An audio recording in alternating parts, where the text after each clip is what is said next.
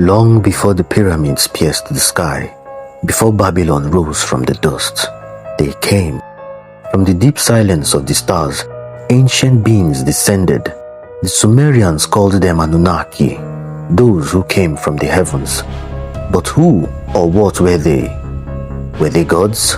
Or were they visitors from another world? In the cradle of civilization, Mesopotamia, a forgotten people etched their story in clay.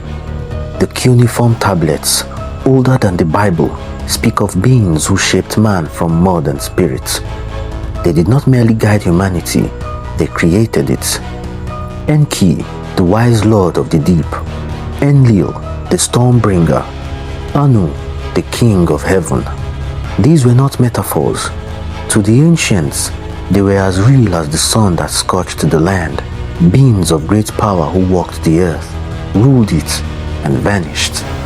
But the question remains, did they truly come from the stars? And if so, why? The Enuma Elish, the Babylonian creation myth, whispers of a time before time, of chaos and war among the stars, a cosmic struggle that spilled into the earth below. The Anunnaki were sent not as saviors, but as laborers, to mine, to build, to harness the earth's gold, not for ornament, but for survival. Their planet, some say Nibiru, needed it to shield their skies. And so, man was made, not in glory, but in bondage. A hybrid of clay and divinity, the first walker, forged in the image of the gods, not to worship, but to serve. But something changed. Rebellion stirred in the heavens. Compassion burned in the hearts of gods. Enki, the architect of man, saw not a tool, but a soul, and thus the first fracture formed in the realm of the divine. This is where the story begins, with gods who shaped mankind and a legacy written in stone, buried beneath the sands of time. The Anunnaki came once, and some believe they will come again. We were not born, we were made. In the shadows of the first cities, beneath the gaze of alien stars, the Anunnaki set their hands upon the dust, and from dust they forged man. According to the Atrahasis epic, the gods had grown weary. They toiled endlessly to mine the earth, to harvest gold from deep within its veins, a resource not for wealth, but for survival. The labor was too great. The lesser gods revolted. In answer, a decision was made. Let us create a being to serve in our place. Clay from the earth was gathered. The blood of a slain god, Enki the rebel, was poured into the mold. From this unholy union came the first human, Adamu, both divine and dust, created to obey. But not all gods agreed. Enki, the lord of wisdom and fresh water, looked upon man with compassion. He did not see a servant, he saw a spark, a soul, and so he gave them more than strength. He gave them intelligence. But knowledge is dangerous, and when gods feel threatened, they strike. Enlil, the commander of earth, was enraged. They multiply too fast, he warned. They think, they question, they disobey.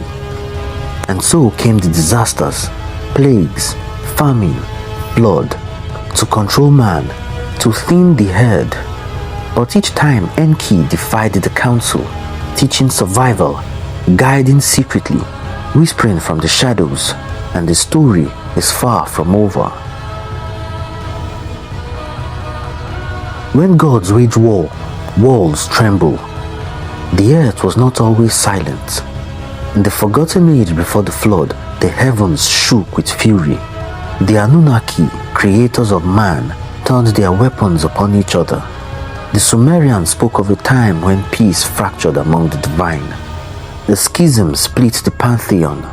Enlil, the stern commander, loyal to the order of Anu. Enki, the rebel, protector of mankind, bearer of forbidden wisdom.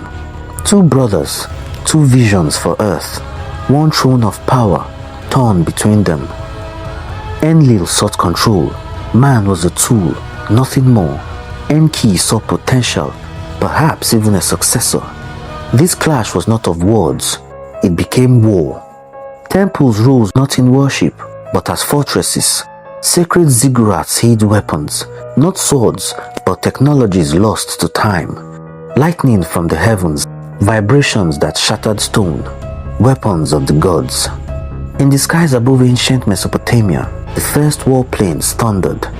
In the depths below, Enki's loyalists whispered of revolts, and man, the pawn in their game, was caught in the crossfire. Legends speak of Marduk, Enki's son, rising in Babylon, of Nergal, god of war, sowing seed from the underworld, of Inanna, goddess of love and vengeance. Civilizations rose as gifts of the gods and fell as casualties of their rivalries. Cities burned, rivers turned red. The gods once walked among us, now they warred above us, until finally, in one final act, the heavens unleashed their fury, the great deluge. Not a punishment for sin, but a reset, a way to bury their secrets and silence the war. The survivors forgot, the tablets cracked, the gods departed, but the scars remain. Beneath our myths lie their battles. This was the war of the gods, and its end was not the end. They were never gods, and they never left. The great deluge was not the end, it was a curtain drawn over the truth. The Anunnaki disappeared from the surface, but beneath the earth, above the sky, and beyond our senses, they waited. In myths, they became angels. In symbols, serpents. In secret societies, masters. From the shadows of Babylon to the pyramids of Egypt, their mark remained. They became legends, then lies, then conspiracy. But the signs, for those who look, have never faded. Ancient prophecies whisper of their return. The Dogon tribe of Mali speaks of beings from Sirius B, shining ones who came from the stars. The Hopis tell of sky gods who promised to return in a time of great change. Even the Bible speaks of the sons of God who came unto the daughters of men. Could it all point to the same truth? That the Anunnaki were not myth, but memory. Today the world prepares again. The skies are filled with strange crafts. DNA research reveals missing links, and the great powers of the world race towards the stars as if chasing someone. Are we the watchers, or are we being watched?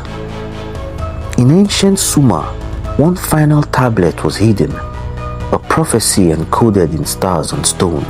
When the gold runs dry and the earth cries out, they shall return on wings of fire. Nibiru, Planet X, the wandering star. Is it a myth or a harbinger?